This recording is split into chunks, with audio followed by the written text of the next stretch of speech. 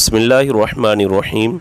گزشتہ سبق کے اندر ہم کے حوالے سے مسئلے کو تفصیلی طور پر بیان کر چکے ہیں، اور اس کے ساتھ ساتھ ہم خون اور پیپ کے حوالے سے بھی مسئلے کو ہم نے بیان کیا تھا کہ خون نکل کر اپنی جگہ سے اگر بہہ جاتا ہے تو ایسی صورت کے اندر خون ناقض وضو ہوگا۔ اسی سے تعلق رکھنے والا ایک اور مسئلہ صاحب ہدایہ ذکر کر رہے ہیں، اور آپ فرما رہے ہیں کہ وَلَوْ نَزَلَ مِنَ الرَّأْسِ إِلَى مَا لَانَ مِنَ الْأَنْفِ نَقَضَ الْوُضُوءَ بِالْاتِّفَاقِ۔ پہلے اس مسئلے کو سماعت کر لیں تفصیلی طور پر۔ مسئلہ یہ ہے کہ اگر خون سر سے نکل کر ناک کی نرم ہڈی تک آ جاتا ہے تو یہ خون بالاتفاق ناقض وضو ہوگا، اس میں کسی کا بھی اختلاف نہیں ہے۔ اس کی وجہ یہ ہے کہ خون چل کر سر سے جب نکلا ہے تو ایسی جگہ پر آ گیا ہے کہ جس کو پاک کرنے کا، جس کو دھونے کا حکم شریعت نے دیا ہوا ہے۔ اور اس کو پاک کرنا کس وقت ہوتا ہے؟ جب ہم غسل کرتے ہیں تو غسل کے اندر ناک کی نرم ہڈی تک پانی کا پہنچانا کہ ایک بال برابر بھی جگہ خشک نہ رہے، یہ لازم ہوتا ہے، یہ ضروری ہوتا ہے۔ تو لہٰذا جب خون سر سے نکل کر ناک کی نرم ہڈی تک چل کر آ گیا ہے تو اس سے وضو ٹوٹ جائے گا۔ اسی چیز کو یہاں پر بیان کیا گیا۔ فرماتے ہیں وَلَوْ نَزَلَ مِنَ الرَّأْسِ، اگر خون جو ہے وہ سر سے نکلا اور نکل کر إِلَى مَا لَانَ مِنَ الْأَنْفِ، اس جگہ تک آ گیا کہ جو ناک کا نرم حصہ ہے، لانا کا مطلب ہوتا ہے نرم حصہ، ناک کے نرم حصے تک اتر آیا ہے تو نقض الوضوء، یہ وضو کو توڑ دے گا بالاتفاق۔ دلیل دے رہے ہیں صاحب ہدایہ، فرماتے لِوُصُولِهِ إِلَى مَوْضِعٍ، اس خون کے پہنچ جانے کی وجہ سے إِلَى مَوْضِعٍ، ایسی جگہ کی طرف يَلْحَقُهُ حُکْمُ التطہیر، کہ جس کو پاک کرنے کا حکم لاحق ہوتا ہے، کہ جس کو پاک کرنا جو ہے وہ ضروری ہوتا ہے۔ تو جب خون سر سے نکل کر اس جگہ تک آ گیا ہے کہ جس کا دھونا پاک کرنا ضروری ہے تو فَيَتَحَقَّقُ الْخُرُوجُ، تو خروج خون کا جو ہے وہ متحقق ہو گیا، ثابت ہو گیا ہے۔ لہٰذا جب خون کا نکلنا ثابت ہو گیا، نکل کر بہنا ثابت ہو گیا ہے تو یہ ناقض وضو ہوگا۔ یہاں تک یہ سمجھ لیں کہ کے حوالے سے اور خون اور پیپ کے حوالے سے تفصیلی طور پر کلام ہو چکا۔ نواقض وضو میں سے ایک اور ناقض صاحب ہدایہ جو ہے وہ ذکر کر رہے ہیں، اور فرماتے ہیں والنوم، نیند۔ اور اگر دیکھا جائے تو نیند اس حیثیت سے کہ وہ نیند ہے، نیند ناقض وضو نہیں ہے۔ نیند کو جو ناقض وضو قرار دیا گیا ہے وہ اس وجہ سے نیند کو ناقض وضو قرار دیا ہے کہ جب بندہ غفلت کے ساتھ سوتا ہے، غفلت کے ساتھ سوتا ہے تو ہوتا یہ ہے کہ اس کے استرخاء مفاصل ہوتے ہیں، جوڑ ڈھیلے ہو جاتے ہیں۔ جب جوڑ ڈھیلے ہوتے ہیں تو عادتاً ہوا وغیرہ کا خروج ہو جاتا ہے، تو جو چیز عادتاً نکلتی ہے نا اس کو انہوں نے یقین کے درجے میں اتار لیا ہے۔ تو یقین کے درجے میں اتار کر یہ حکم شرعی بیان کر دیا کہ ایسی نیند کہ جو غفلت کی نیند ہو اور اس میں انسان کے جو سرین ہے نا، مقعد جو ہے وہ زمین سے اٹھی ہوئی ہو۔ یہ دو شرطیں ہیں نیند کے لیے، یعنی جو نیند ناقض وضو ہوگی اس میں یہ دو شرطیں بیان کی گئی ہیں کہ نیند غفلت کی ہو، اور دوسرا یہ کہ مقعد زمین پر جمی ہوئی نہ ہو، تو ایسی نیند جو ہے وہ ناقض وضو ہوگی۔ اس کی مختلف حالتیں ہوتی ہیں کہ کس طرح سونا جو ہے وہ غفلت کی نیند ہوگا اور مقعد زمین سے اٹھی ہوئی ہوگی، اس میں جو ہے وہ مختلف صورتیں ہیں۔ ان صورتوں میں سے ایک صورت جو ہے وہ یہ ہے کہ انسان کروٹ کے بل لیٹے اور اس انداز میں سوئے، یعنی پہلو پر لیٹ کر سونا۔ پہلو پر لیٹ کر جب بندہ سوتا ہے تو جب غفلت کے ساتھ سوئے گا، پھر ظاہر اس حالت کے اندر مقعد زمین پر لگی ہوئی بھی نہیں ہوتی، تو اس طرح سونا بھی یہ ناقض وضو ہے۔ ایک یہ حالت ہو گئی۔ دوسری حالت ہوتی ہے متکئن، یعنی تکیے کے ساتھ ٹیک لگا کر سونا۔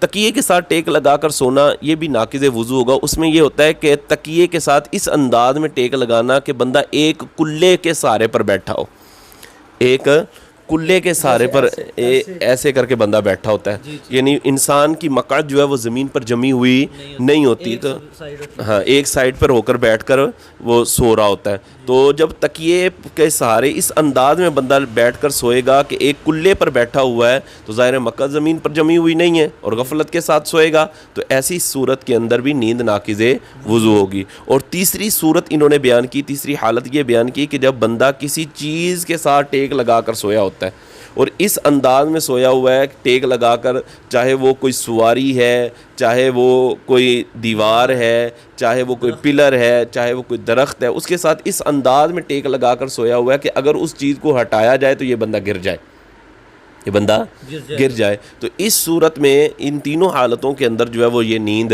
ناقض وضو ہوگی. اور اس میں علت اور سبب یہ ہے کہ جب بندہ اس انداز میں سوتا ہے تو استرخاء مفاصل ہو جاتا ہے, انسان کے جوڑ ڈھیلے پڑ جاتے ہیں. تو جب انسان کے جوڑ ڈھیلے پڑتے ہیں تو عادتاً ہوا وغیرہ کا خروج ہو جاتا ہے, تو ہوا نکلنے سے بندے کا وضو ٹوٹ جاتا ہے. تو جو چیز عادتاً جس چیز کا خروج ہوتا ہے اس کو انہوں نے یقین کے درجے میں اتار لیا ہے اور یہ حکم بیان کر دیا. سنیے اب عبارت اور اس کا ترجمہ سماعت کریں. فرماتے ہیں وَالنَّوْمُ مُتَّجِعًا أَوْ مُتَّكِيًا أَوْ مُسْتَنِدًا إِلَى شَيْءٍ لَوْ أُزِيلَ لَسَقَطَ. فرماتے ہیں کہ اور نیند, یعنی نیند بھی ناقض وضو ہے. اور سونا کس طرح کہتے ہیں؟ متجعن, پہلو کے بل لیٹ کر. متجعن یہ اتجع یتجع سے متجعن یہ صیغہ اسم فاعل ہے, یعنی پہلو پر لیٹ کر سونا, پہلو پر لیٹ کر سونے کی حالت میں. او متکین یا تکیے کے ساتھ ٹیک لگانے کی حالت کے ساتھ سونا. و مستندن الی شیء, اور کسی ایسی چیز کی طرف ٹیک لگا کر سونا کہ لو ازیلا, اگر اس کو ہٹا دیا جائے تو لسقطا, یہ بندہ کیا ہو, ہاں یہ ٹیک لگا کر سونے والا کیا ہو جائے گا, گر جائے گا. یہ تین حالتیں انہوں نے بیان کی ہیں نیند کی, یعنی حالت اتجاع, حالت اتکا اور استناد, یعنی ٹیک لگانا کسی چیز کے ساتھ. اس طرح اگر بندہ سوئے گا تو یہ نیند ناقض وضو ہو جائے گی. اب ان کی علل کو صاحب ہدایہ بیان کریں لِأَنَّا سے. پہلی جو صورت تھی کہ اتجاع کی حالت میں سونا, یعنی پہلو پر لیٹ کر سونے سے نیند جو ہے وہ ناقض وضو ہو جائے گی. کہتے ہیں لِأَنَّ الْإِتِّجَاعَ, کہتے ہیں اس لیے کہ اتجاع یعنی پہلو پر لیٹنا یہ سبب لِإِسْتِرْخَاءِ الْمَفَاصِلِ, یہ استرخاء مفاصل کا سبب ہے. استرخاء مفاصل کا سبب ہے. استرخاء کا مطلب ہوتا ہے ڈھیلا ہونا, مفاصل یہ مفصلن کی جمع ہے جس کا مطلب ہوتا ہے جوڑ. کہتے ہیں لِأَنَّ الْإِتِّجَاعَ سَبَبٌ, کیونکہ اتجاع جو ہے یہ سبب ہے لِإِسْتِرْخَاءِ الْمَفَاصِلِ, استرخاء مفاصل کا, جوڑ کے ڈھیلے ہونے کا. اور فَلَا يَعْرَى عَنْ خُرُوجِ شَيْءٍ, اور جب اس طرح استرخاء مفاصل ہوتا ہے تو فَلَا يَعْرَى, یہ استرخاء مفاصل خالی نہیں ہوتا عن خروج شیء, کسی چیز کے نکلنے سے, عادتاً کسی چیز کے نکلنے سے, عادتاً یہ اس طرح استرخاء مفاصل جو ہے یہ خالی نہیں ہوتا عادتاً کسی چیز کے نکلنے سے نہیں ہے. عادتاً ہوا وغیرہ جب استرخاء مفاصل ہوتا ہے تو ہوا وغیرہ خارج ہو جاتی ہے, عادتاً کیا ہوتا ہے, ہوا نکل جاتی ہے. تو کہتے ہیں جب یہ عادتاً تھا نا تو کل متیقن بھی, تو اس کو یقین کے درجے میں ہم نے اتار لیا, تو یہ یقینی ہی کی طرح ہو گیا ہے. تو جب یہ یقینی ہو گیا تو اب اس پر شرع نے حکم لگا دیا کہ ایسی نیند جو اس طرح کروٹ کے بل, پہلو کے بل لیٹ کر سویا جائے گا تو یہ نیند ناقض وضو ہو جائے گی. اب دوسری چیز تھی متکین, تکیے کے ساتھ ٹیک لگا کر سونا. تو کہتے ہیں وَالْإِتِّكَاءُ يُزِيلُ مُسْقَطَ الْيَقْظَةِ لِزَوَالِ الْمَقْعَدِ عَنِ الْأَرْضِ. کہتے ہیں اتکا کا معنی میں نے آپ کے سامنے بیان کیا, ٹیک لگانا, تکیے کے ساتھ ٹیک لگانا. کہتے ہیں وَالْإِتِّكَاءُ يُزِيلُ, یہ اتکا جو ہے وہ زائل کر دیتا ہے مسقط الیقظتی, بیداری کی گرفت کو. مسقط کسے کہتے ہیں؟ گرفت کو. یعنی بندہ جب جاگ رہا ہوتا ہے نا تو اس کو اپنے اعضاء پر گرفت ہوتی ہے. آپ ایسے اٹھائیں, کسی نے آپ کا بازو اٹھایا, آپ نے ایسے روک لیا, رک جاتا ہے. لیکن جب بندہ اس طرح سویا ہوتا ہے تو ایسے کریں گے, وہ ایسے چلا جائے, پھر نیچے, پھر یعنی بندے کے جو اعضاء ہوتے ہیں ان میں گرفت نہیں رہتی. کیا گرفت نہیں رہتی. تو کہتے ہیں والاتقاء یزیل مسقط الیقظتی, یہ اتقاء جو ہے یہ بیداری کی گرفت کو زائل کر دیتا ہے, ہٹا دیتا ہے. کیوں؟ بیداری کی جو ہے وہ گرفت کمزور ہو جاتی ہے, نہیں رہتی. اس کی وجہ کیا کہتے ہیں؟ لزوال المقعد عن الارض, مقعد کے زمین سے زائل ہونے کی وجہ سے, ہٹ جانے کی وجہ سے. مقعد جو ہے زمین پر جمی ہوئی نہیں ہوتی, تو ایسی صورت کے اندر ایسی صورت کے اندر کیا ہوتا ہے کہ جو بیداری کی گرفت ہے وہ کمزور ہو جاتی ہے. اور پھر کہتے ہیں وَيَبْلُغُ الْإِسْتِرْخَاءُ فِي النَّوْمِ غَایَتَهُ, اور استرخاء جو ہے وہ پہنچ جاتا ہے اس نیند میں غایتہ, اپنی غایت کو. جب بندہ اس طرح ٹیک لگا کر سویا ہوا ہے تکیے کے ساتھ یا کسی اور چیز کے ساتھ ٹیک لگا کر سویا ہوا ہے کہ اگر اس چیز کو ہٹایا جائے گا تو یہ گر جائے گا, تو سمجھ لے کہ استرخاء یہ اپنی غایت کو, اپنی انتہا کو پہنچ چکا ہے. جی بِهَذَا النَّوْعِ مِنَ الْإِسْتِنَاد, اس طرح اس قسم کی ٹیک لگانے سے, یعنی اس قسم کی ٹیک لگانے سے کیا مراد ہے؟ یعنی اگر بندے نے کسی چیز کے ساتھ اس انداز میں ٹیک لگائی ہوئی ہے کہ اگر اس چیز کو ہٹایا جائے تو بندہ کیا ہو, بندہ گر جائے گا. تو سمجھ لے کہ استرخاء پایا گیا نا, جب اس حالت تک بندہ پہنچ گیا تو سمجھ لو کہ استرخاء اپنی انتہا کو پہنچ چکا ہے کہ وہ چیز کو ہٹائیں تو یہ گر جائے گا. تو استرخاء اپنی انتہا کو پہنچا ہوا ہے. کہتے ہیں جب اس انداز میں اس قسم سے بندہ ٹیک لگا کر سویا, بہذا النوع من الاستناد, یعنی استناد کی اس قسم سے کیا ہوگا, استرخاء اپنی غایت کو پہنچ چکا ہوگا. تو جب استرخاء اپنی غایت کو پہنچ چکا ہے تو سمجھ لیں کہ عادتاً ہوا وغیرہ کا خروج ہو جاتا ہے. تو جب عادتاً اس چیز کا خروج ہوتا ہے اور ہم نے اس کو یقین کے درجے میں اتار لیا ہے تو شرع کا حکم ہے کہ یہ نیند ناقض وضو ہو جائے گی.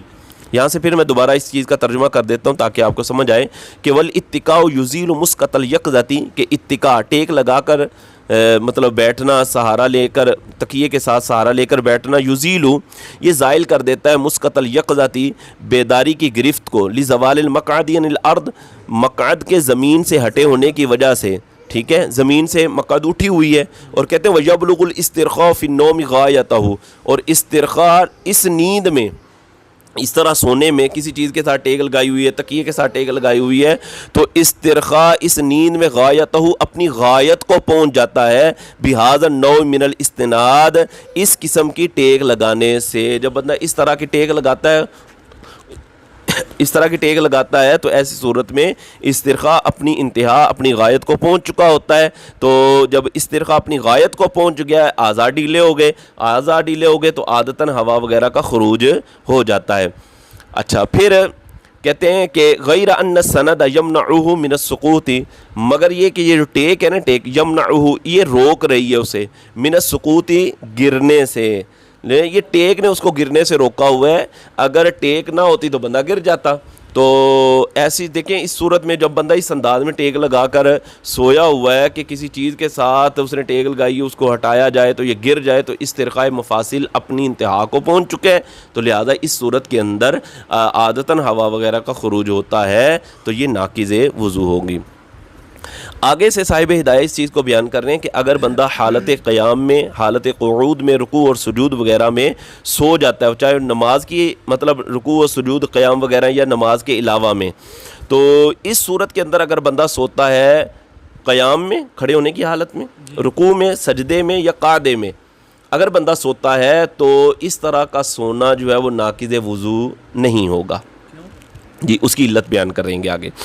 کہتے ہیں بخلاف حالت القیام والقعود والرکوع والسجود, برخلاف قیام کی حالت, قعود کی حالت, رکوع اور سجود کی حالت, فی الصلاۃ نماز میں, وغیرہ اور نماز کے علاوہ بھی, یعنی نماز کے علاوہ بھی حالت قیام, قعود, رکوع اور سجود کی, ان چاروں کی حالت نماز میں ہو, بندہ نماز میں یہ چاروں کام کر رہا ہے, کھڑا ہے, رکوع میں ہے, سجدے میں ہے یا قعدے میں بیٹھا ہوا ہے, نماز یا غیر نماز, دونوں صورتوں کے اندر یہ ہے کہ ان سے وضو نہیں ٹوٹے گا. ان حالتوں میں اگر بندہ سوئے گا تو وضو نہیں ٹوٹے گا. کہتے ہیں ہوا صحیح ہو, یہی صحیح قول ہے.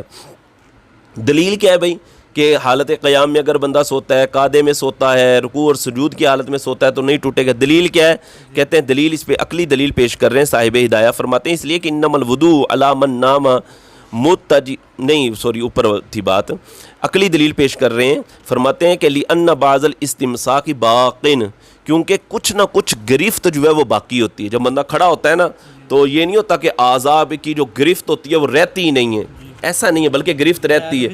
گرفت ہے تبھی تو کھڑا ہوا ہے, گرفت ہے تبھی تو رکوع میں ہے, گرفت ہے تبھی تو سجدے میں ہے, کچھ نہ کچھ گرفت رہتی ہے. کہتے ہیں لِأَنَّ بَعْضَ الْإِسْتِمْسَاقِ بَاقٍ, اس لیے کہ بعض استمساک, بعض گرفت باقی ہے.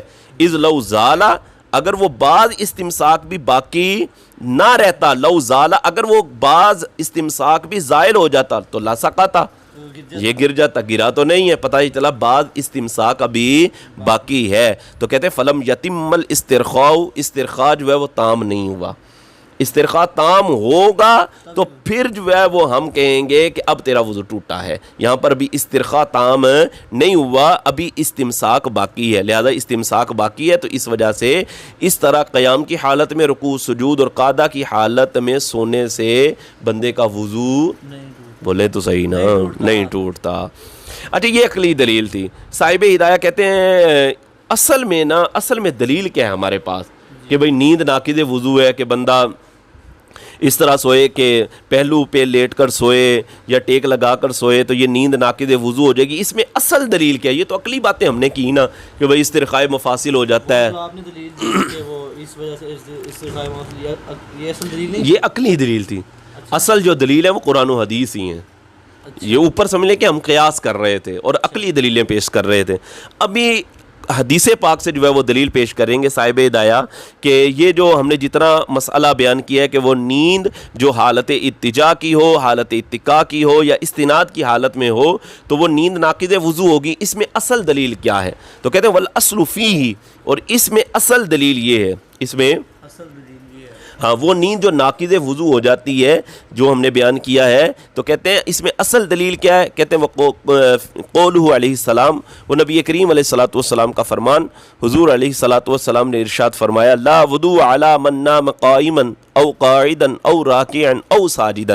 حضور نے فرمایا کہ اس شخص پر وضو نہیں ہے من نام قائما، کہ جو حالت قیام میں سویا، او قاعدن یا حالت قعدہ میں سویا، او راکعن یا حالت رکوع میں سویا، او ساجدن یا حالت سجدہ میں سویا. فرمایا اس پر وضو لازم نہیں ہے، یعنی اس کا وضو نہیں ٹوٹا. تو پھر وضو کس پر ہے؟ فرمایا انما الوضوء، محض وضو لازم ہے اس شخص پر علی من نام، اس شخص پر من نام جو سو گیا متجین حالت اتجاع میں، یعنی جو پہلو کے بل کروٹ پہ سویا ہے اس پر وضو لازم ہے. کیوں؟ فرمایا فإنہ اذا نام متجین، فرمایا جب بندہ حالت اتجاع میں سوتا ہے، کروٹ پر سوتا ہے، پہلو پر سوتا ہے تو استرخت مفاصلہ، استرخت باب استفعال سے ہے، استرخت مفاصلہ، تو اس کے جو مفاصل ہیں، جو اس کے جوڑ ہیں وہ ڈھیلے ہو گئے. تو جب اس کے جوڑ ڈھیلے ہوئے ہیں تو یہ نبی پاک صلی اللہ علیہ وسلم کی حدیث ہے، فرمایا کہ جو حالت اتجاع میں سویا ہے تو اس پر وضو لازم ہے. کیوں؟ فرمایا اس لیے کہ استرخت مفاصلہ، اس کے مفاصل ڈھیلے ہو گئے. تو جب مفاصل ڈھیلے ہوتے ہیں تو ایسی صورت میں ہوا کا خروج عادتاً ہو جاتا ہے، اور اسی کو ہم نے یقین کے درجے میں اتار لیا. یہ آج کا ہمارا سبق ہے، اس کا خلاصہ ایک مرتبہ سماعت کر لیں کہ نیند، کون سی نیند ناقض وضو ہے. اس میں میں نے دو شرطیں بھی بیان کر دی ہیں کہ جو غفلت کی نیند ہو اور اس میں مقعد زمین پر جمی ہوئی نہ ہو تو یہ نیند ناقض وضو. اس کی حالتیں بیان کی کہ حالت اتجاع میں سونے میں بھی یہ دو شرطیں پائی جاتی ہیں، حالت اتقاء میں یعنی تکیے کے ساتھ ٹیک لگانے میں، اور کسی چیز کے ساتھ اس انداز میں ٹیک لگانا کہ اگر اس کو ہٹایا جائے تو یہ بندہ گر جائے. تو اس طرح ان تینوں حالتوں میں بندہ اگر سوئے گا تو اس کی وہ نیند ناقض وضو ہو جائے گی، اور دونوں شرطیں بھی پائی جائیں گی کہ غفلت کے ساتھ سویا ہے اور مقعد بھی زمین پر جمی ہوئی نہیں ہے. اس پر عقلی دلیل پیش کی کہ اس میں کیا ہوتا ہے، استرخاء مفاصل ہو جاتا ہے، اور استرخاء مفاصل میں عادتاً ہوا کا خروج ہو جاتا ہے، اور اس کو ہم نے یقین کے درجے میں یہ اتار کر حکم لگا دیا ہے کہ جو بندہ اس انداز میں سوئے گا اس کا وضو ٹوٹ جائے گا. اور اس میں جو نبی پاک صلی اللہ علیہ وسلم کی حدیث ہے وہ بھی پیش کر دی. حضور نے ارشاد فرمایا لا وضوء علی من نام قائما او قائدا او راکعا او ساجدا. حضور نے فرمایا جو حالت قیام، رکوع، حالت قعدہ اور حالت سجدہ میں سوئے گا اس پر وضو نہیں ہے، محض وضو اس شخص پر ہے کہ جو متجعا یعنی کروٹ پر لیٹ کر سوئے گا. اس لیے کہ فإنہ اذا نام متجعا، جب وہ کروٹ پر لیٹ کر سوئے گا تو استرخت مفاصل، اس کے مفاصل ڈھیلے ہو جائیں گے. یہ آج کا ہمارا سبق تھا، اس کو یاد کیجئے گا. اللہ ہم سب پر کرم فرمائے.